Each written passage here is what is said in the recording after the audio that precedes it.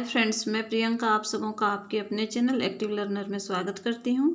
आज की क्लास होगी हिंदी शिक्षा शास्त्र के एक टॉपिक जिसको हम कह सकते हैं कि कविता शिक्षण के उद्देश्य और प्रकार क्या हैं। इस टॉपिक में हम इसी चीज़ को जानेंगे। ये एक बहुत महत्वपूर्ण टॉपिक हो जाता है क्योंकि प्राय आपको जो है प्रश्न पूछा जाता रहा है सीटेट या अन्य टीचिंग एग्जाम में कि कविता शिक्षण जो है यानी कि कविता जो बच्चों के पाठ्यक्रम जो कविताएं होती हैं उसकी क्या विशेषताएं होती है और उसके उद्देश्य क्या होते हैं। तो यदि आप इस वीडियो को देखते हैं तो आपको ये पूरा क्लियर हो जाएगा कि कविता शिक्षण का उद्देश्य क्या है, कविता का प्रकार क्या है और उसकी क्या क्या विशेषताएं होती हैं। तो उम्मीद है ये वीडियो आपके लिए हेल्पफुल होने वाली है और सभी टीचिंग एग्जाम में होने वाली है, न कि सिर्फ सीटेट में। और देखते हैं कविता शिक्षण के उद्देश्य और प्रकार को। और यदि वीडियो अच्छी लगी तो प्लीज़ लाइक कीजिएगा और यदि मेरे चैनल पर नए हैं तो प्लीज़ सब्सक्राइब कीजिएगा। देखते हैं पहले कि कविता शिक्षण के सामान्य उद्देश्य क्या हैं। हम यहाँ सामान्य उद्देश्य की ही बात करेंगे या सामान्य उद्देश्य को ही देखेंगे। कविता शिक्षण के सामान्य उद्देश्य में आता है कि कविता शिक्षण क्यों कराया जाता है बच्चों से और क्या इसका उद्देश्य होता है। तो पहला जो पॉइंट है वो है छात्र छात्राओं में स्वर प्रवाह तथा भावों के अनुरूप कविता पाठ करने की योग्यता विकसित करना। यानी कि जो बच्चे हैं वो क्या सीखेंगे कविता शिक्षण में कि स्वर का उतार चढ़ाव कैसे होता है, उसका भाव के अनुरूप करना है, कहाँ अपने स्वर को बढ़ाना है, तेज करना है और कहाँ नीचे धीमा करना है, और जो भाव है उसके साथ कविता को पाठ करना है। इसकी योग्यता विकसित करनी है, करने का एक उद्देश्य होता है कविता शिक्षण का। दूसरा है उसमें सौंदर्यानुभूति को विकसित करना, यानी कि जो सुंदरता है उसको विकसित करना। तीसरा है छात्रों में सात्विक भावनाओं को जागृत कर उन्हें मानव कल्याण की ओर अग्रसर करना। आपने देखा होगा जो भी कविताएं लिखी जाती हैं इस भावना के साथ, मानव कल्याण के भावना के साथ ही लिखी जाती हैं या कुछ मनोरंजन करने वाली होती हैं, लेकिन यदि भावनाओं की बात की जाए तो मानव कल्याण की ओर होती हैं, अग्रसर करने वाली होती हैं। तो इसका उद्देश्य होता है कि छात्रों में भी ऐसी सात्विक भावनाएं जागृत की जाएं। अगला है उनमें कल्पना शक्ति का विकास करना। जब बच्चे कविता पठन करते हैं तो कविता ऐसी होनी चाहिए कि उसमें जो है बच्चे में कल्पना शक्ति विकसित हो। इससे क्या होगा, उसमें जो है सृजनात्मकता बढ़ती है, इसलिए ऐसा सामान्य उद्देश्य में रखा गया है इसको। अगला है छात्र छात्राओं को इस योग्य बनाना कि वे पूरे मनोयोग के साथ कविता को सुनकर उसका अर्थ ग्रहण कर सके और भावों का अनुभव कर सके। यानी कि सिर्फ कल्पना शक्ति का विकास ही करना नहीं है, बल्कि उसको छात्र छात्राओं को, बच्चों को इस योग्य बनाना है कि कविता को सुनकर या पढ़कर उसका अर्थ ग्रहण कर ले बच्चे और उस भावों का अनुभव भी कर सके मन में, यानी कि जो भाव कविता में है उसको अनुभव कर सके। अगला है उसमें भावानुसार तथा उचित गति एवं आरोह अवरोह के साथ कविता पाठ करने और उससे रसानुभूति प्राप्त करने की योग्यता विकसित करना। यानी कि जैसा भाव है कविता का उस भाव के अनुसार कहाँ स्वर को बढ़ाना है, कहाँ घटाना है, उसके साथ साथ उसमें जो है बच्चे को रसानुभूति आनंद भी आना चाहिए जो उसको सुन रहा है या पढ़ रहा है। छात्र छात्राओं में कविता का समीक्षात्मक अध्ययन करने की योग्यता विकसित करना। यानी कि बच्चे सिर्फ कविता को पढ़ें ही नहीं बल्कि उसकी समीक्षा भी कर सकें, इसकी भी योग्यता उनमें विकसित करनी है। अगला है उनको विभिन्न काव्य शैलियों का सम्यक ज्ञान प्रदान करना। शैलियाँ जो है कविता शैलियाँ, काव्य या जो स्टाइल हैं वो उनका भी उनको ज्ञान मिलना चाहिए कविता के माध्यम से। ये भी कविता शिक्षण का एक सामान्य उद्देश्य है। अगला है उनको इस योग्य बनाना कि वे कवि की भावनाओं के साथ अपनी भावनाओं का तादात्म्य स्थापित कर सके। यानी कि कवि ने जिस भावना के साथ वो कविता लिखी है वो उसी भावना के साथ अपने आप को स्थापित कर सके। ये भी कविता शिक्षण का सामान्य उद्देश्य होता है। अगला है छात्र छात्राओं को विभिन्न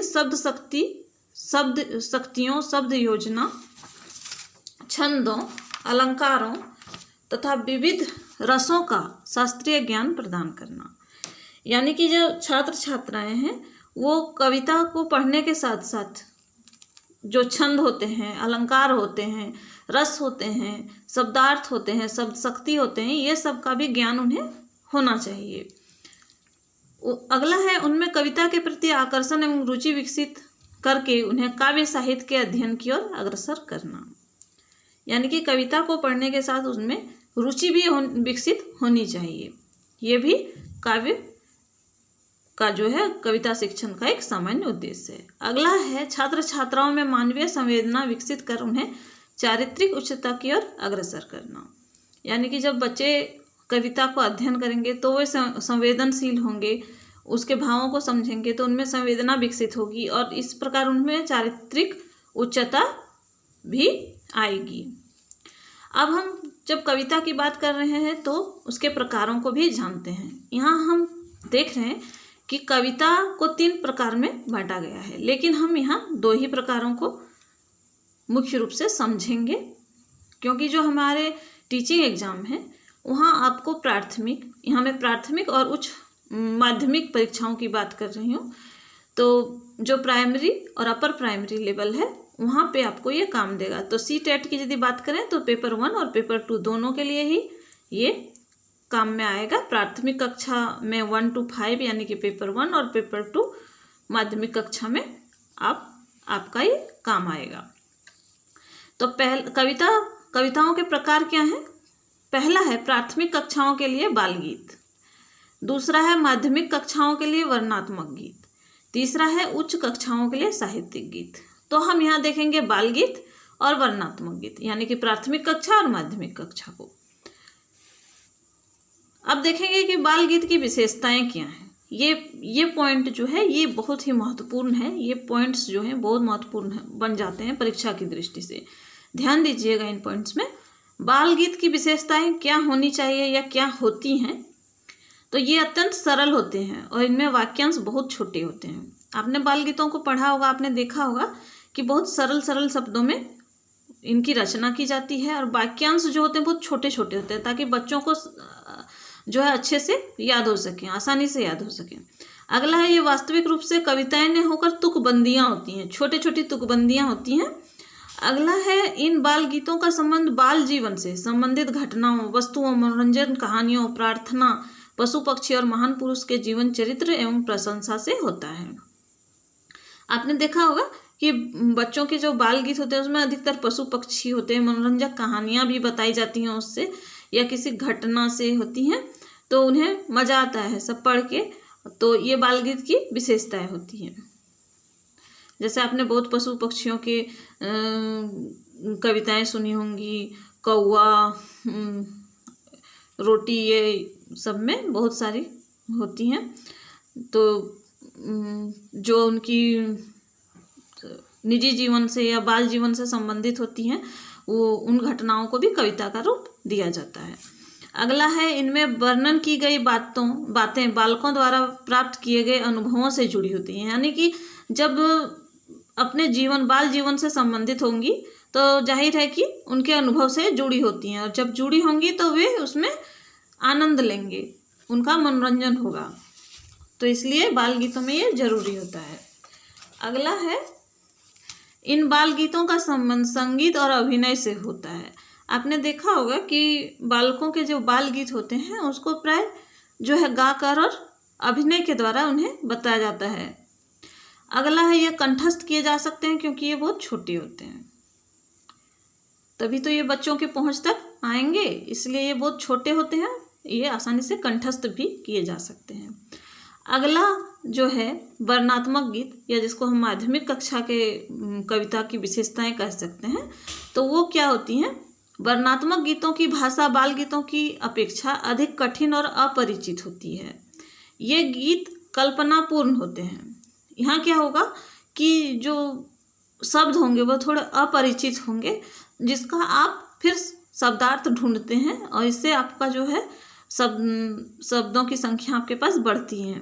यानी कि थोड़ा सा कठिन होता है बाल गीत की उपेक्षा प्राथमिक कक्षा के बाल गीत की उपेक्षा जो है माध्यमिक कक्षा में कविताएं थोड़ी कठिन होती हैं।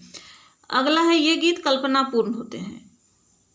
तीसरा है इन गीतों में थोड़ा गंभीर भावों का पुट पाया जाता है। यानी कि आप माध्यमिक कक्षाओं में देखते हैं कि गंभीर भावों का पुट होता है कविताओं में। अगला है इन गीतों का संबंध सामान्यतः वीर करुण दया भाव से संबंधित कथाओं से होता है। इन गीतों में प्राकृतिक चित्रण देशभक्ति और भक्ति काल के कवियों की सरलतम कविताएं भी सम्मिलित की जा सकती हैं। यानी कि जब आप माध्यमिक कक्षा में पहुंचते हैं तो थोड़ा सा आपको जो है क्षेत्र आपका बड़ा हो जाता है और आप वीर करुण दया भाव आदि संबंधित कविताओं को पढ़ते हैं और भक्ति काल और जो प्रकृति चित्रण या देशभक्ति की इस प्रकार की कविताएं आपको ज़्यादा मिलती हैं।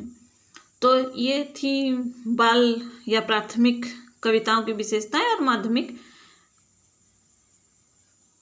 कक्षा के कविताओं की विशेषताएं।